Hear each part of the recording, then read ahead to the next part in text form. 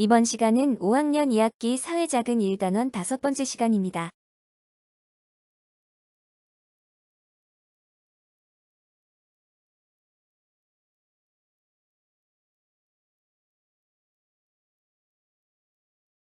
오차시 신라의 통일 과정과 발해의 성립 및 발전 과정. 지난 시간에는 백제 고구려 신라의 전성기에 관해서 배웠습니다. 먼저 4세기경 백제는 근초고왕이 주변을 정복하고 한강 유역을 바탕으로 전성기를 맞이했습니다. 다음으로 5세기경 고구려는 광개토 대왕과 장수왕이 주변을 정복하고 한강 유역을 차지하면서 전성기를 맞이했습니다. 마지막으로 신라는 버풍왕, 진흥왕이 주변을 정복하고 한강 유역을 차지하면서 전성기를 맞이하게 됩니다. 삼국은 영토를 넓히면서 한강 유역을 차지하여 전성기를 맞이했습니다. 신라의 삼국 통일을 위해 노력한 인물에는 누가 있을까요? 김춘추는 신라의 29번째 왕으로 태종 무열왕이라고 불립니다. 말솜씨가 뛰어나고 외교적 능력이 좋아서 사신으로 일본과 당에 다녀왔으며 특히 당에는 여러 차례 방문하면서 신라와 당나라가 손을 잡는 데에 큰 역할을 해 삼국 통일의 기반을 닦았습니다. 김유신은 가야의 왕족이었는데 김춘추를 도와서 신라의 삼국 통일을 이룩했습니다. 김춘추가 김유신의 누이 동생과 결혼함으로써 둘은 매우 가까운 사이가 됐습니다. 이번 시간에는 신라의 통일 과정과 발해의 성립 및 발전 과정에 관해서 배워보도록 하겠습니다. 신라의 김춘추는 당과 동맹을 맺고 왕위에 오른 후 백제를 멸망시켰습니다. 김춘추에 이어 왕이 된 문무왕은 당과 함께 고구려를 멸망시켰습니다. 신라에 병합된 가야의 왕족 출신인 김유신은 무열왕과 문무왕을 도와 삼국 통일에 앞장섰습니다. 백제와 고구려가 멸망하자 당은 동맹을 깨고 한반도 전체를 차지하려고 했습니다. 당의 속마음을 알게 된 신라는 당을 상대로 전쟁을 벌여 승리했습니다. 이로써 무열왕의 뒤를 이은 문무왕 때 신라가 삼국 통일을 이루었습니다. 다음은 신라가 삼국을 통일한 과정에 관해서 배워보도록 하겠습니다. 6세기 말 신라는 백제 의자왕의 공격에 백제의 공격을 막을 때 중요한 지역인 대야성을 빼앗기기도 하는 등 어려움을 겪고 있었습니다. 그래서 그 당시 외교적으로 능력을 발휘했던 김춘추는 먼저 고구려에게 도움을 청했습니다. 하지만 고구려는 신라를 도와줄 생각이 없었고 심지어 김춘추를 감옥에 가두기까지 했습니다. 겨우 도망쳐 돌아온 김춘추는 당에게 도움을 청해 자신을 공격하는 백제를 함께 공격해달라고 도움을 요청했습니다. 그래서 당과 신라는 손을 잡고 백제를 공격했습니다. 두 나라의 공격을 막기에 힘이 부족했던 백제는 결국 멸망했습니다. 백제를 물리친 당과 신라는 다음으로 고구려를 공격해 고구려 역시 멸망하게 되었습니다.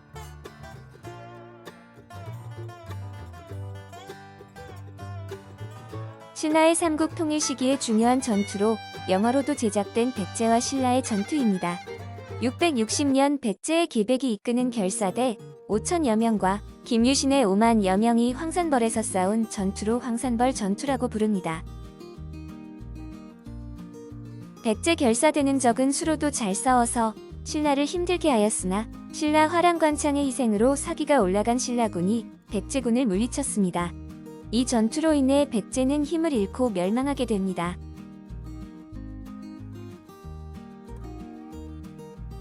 백제와 고구려를 멸망시킨 당은 신라까지 멸망시키고 싶은 욕심을 드러냈습니다. 신라는 당의 의도를 알아채고 방어한 결과 당을 물리치고 삼국을 통일했습니다. 이 시기 전쟁을 신라와 당이 싸웠다고 해서 나당 전쟁이라고 부릅니다. 신라의 삼국 통일로 인해 우리 민족은 최초의 통일 국가를 만들 수 있었습니다. 그리고 고구려, 백제, 신라로 나뉘어 있던 것이 하나로 합쳐지면서 새로운 문화가 만들어질 수 있게 되었습니다. 다만 그 과정에서 다른 나라의 힘을 빌렸다는 것과 그것 때문에 많은 영토를 빼앗겼다는 점이 아쉬운 부분입니다. 대조영은 고구려의 유민으로 당이 정치적으로 어지러운 틈을 타 고구려 유민들과 말갈족을 이끌고 스스로를 고왕이라 칭하며 동모산 지역에 발해를 세웠습니다. 발해는 군사, 문화적 힘이 강력한 나라로 발전해 고구려의 옛 땅을 대부분 되찾았습니다. 이에 당은 바다 동쪽에서 기운차게 일어나 번성하는 나라라는 뜻에서 발해를 해동성국이라고 불렀습니다. 발해는 스스로 고구려를 계승한 나라임을 내세웠습니다. 이에 고구려의 문화를 바탕으로 여러 나라와 활발히 교류해 다른 나라의 문화를 받아들이면서 그들만의 독자적인 문화를 발전시켜 나갔습니다. 발해의 도읍지였던 상경과 그 주변 지역에서 불교와 관련된 문화유산이 많이 발견되는 것으로 보아 발해에서 불교 문화가 발달했음을 알 수 있습니다. 상경성 발해석 등은 절에 세우는 석조물 중 하나인데 상경성 발해석 등은 높이가 약 6m 정도입니다. 발해가 우리나라의 역사인 까닭은 기와를 장식하는 치미와 수막새를 통해서 엿볼 수 있습니다. 고구려의 치미와 발해의 치미는 생김새가 비슷합니다. 또한 고구려와 발해의 수막새 역시 연꽃을 새겼다는 것에 공통점이 있습니다. 이를 통해 볼 때 발해는 고구려를 계승하고자 고구려의 문화와 비슷하게 만들었다고 예상할 수 있습니다. 발해가 우리나라의 역사인 까닭은 또 있습니다. 중국의 역사를 기록한 책인 구당서에서 발해의 시조를 고려 별종이라고 기록해 놓았다고 합니다. 아직 고려가 세워지기 전이므로 이 고려가 고구려임을 알 수 있습니다. 이를 통해 중국도 발해가 고구려를 계승한 나라라고 생각했다는 것을 알 수 있습니다. 또한 견고려사 목간에 따르면 일본이 발해에 보낸 사신을 견고려사라고 부른다는 것을 알 수 있습니다. 일본 역시 발해가 고구려를 계승한 나라임을 인정한다고 볼 수 있습니다. 속일본기에 따르면 발해의 문왕이 일본의 국서를 전할 때 자신을 고려 국왕이라고 칭한 사실이 나옵니다. 즉, 발해가 고구려의 옛 영역을 회복하고 전통을 이어받았다고 소개한 것으로 보아 고구려를 계승한 나라라고 스스로 생각했다고 볼 수 있습니다. 그리고 일본은 속일본기에 다음과 같이 기록했다고 합니다. 발해의 왕에게 보냅니다. 고구려 때부터 형제와 같이 친하게 지내온 나라의 소식이 끊어졌었는데 다시 연락이 오니 기쁩니다. 발해는 고구려와 문화적으로 굉장히 비슷합니다. 그리고 스스로 고구려를 계승한 나라라고 생각하고 있고 주변 나라들도 그것을 인정하고 있다는 것을 문화유산과 기록으로 알 수 있습니다. 그러므로 발해는 우리나라의 역사임이 분명하다는 것을 알 수 있습니다. 오늘의 학습 활동은 여러분이 직접 통일신라, 발해 시대의 인물이 되어 보는 핫시팅 활동을 합니다. 핫시팅 활동이란 소설이나 역사 등의 인물이 되어 질문에 대답하는 활동을 말합니다. 지금부터 여러분은 삼국이 통일되고 발해가 등장한 시절에 살던 인물이 되어야 합니다. 다음 보기를 보고 내가 되고 싶은 역사적 인물을 선택해 봅시다. 오늘 수업에서 언급된 김춘추, 김유신 의자왕, 계백, 대조영, 문무왕 등이 될 수 있습니다. 눈을 감고 머릿속으로 어떤 인물이 되어 볼지 생각해 보세요. 역사적 인물이 어떤 활동을 했는지 궁금하다면 교과서와 학습 영상의 앞부분 인터넷을 참고하면 됩니다. 어떤 인물이 되어 볼지 선택하셨나요? 지금부터 질문을 4가지 할 예정입니다. 학습지가 없다면 공책에 1번이라고 쓰고 답변을 적으세요. 첫 번째 질문입니다. 나는 누구인가요?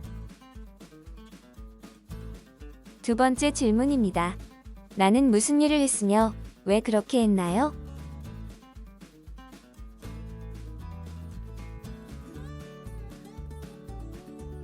세 번째 질문입니다. 만약 내가 땡땡땡이라면 그 당시 어떻게 행동했을까요?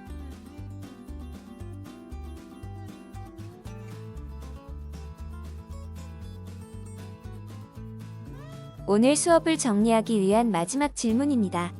삼국 통일이 갖는 의미를 2가지 적어보세요.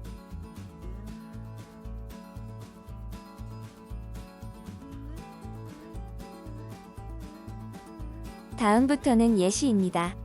예시를 참고하여 작성해보세요. 나는 누구인가요?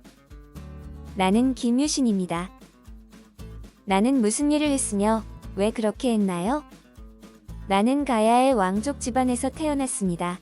그런데 우리나라가 멸망하고 신라에 합쳐졌습니다. 비록 나라는 합쳐졌지만 왕족 집안 출신이었기 때문에 신라에서도 귀족으로 인정받기는 했습니다. 만약 내가 땡땡땡이라면 그 당시 어떻게 행동했을까요? 신라의 여왕이 자식을 낳지 않고 죽으면 김춘추가 다음 왕이 될 것 같았습니다. 그래서 나의 세력을 강하게 만들려고 여동생을 김춘추와 결혼시켰습니다. 그리고 김춘추와 문무왕을 도와 삼국을 통일했습니다. 삼국 통일이 갖는 의미를 두 가지 적어보세요. 첫째, 신라의 삼국 통일로 인해 우리 민족은 최초의 통일 국가를 만들 수 있었습니다. 둘째, 고구려, 백제, 신라로 나뉘어 있던 것이 하나로 합쳐지면서 새로운 문화가 만들어질 수 있게 되었습니다. 다음 시간에는 고구려, 백제의 문화 유산에 관해서 배워보도록 하겠습니다.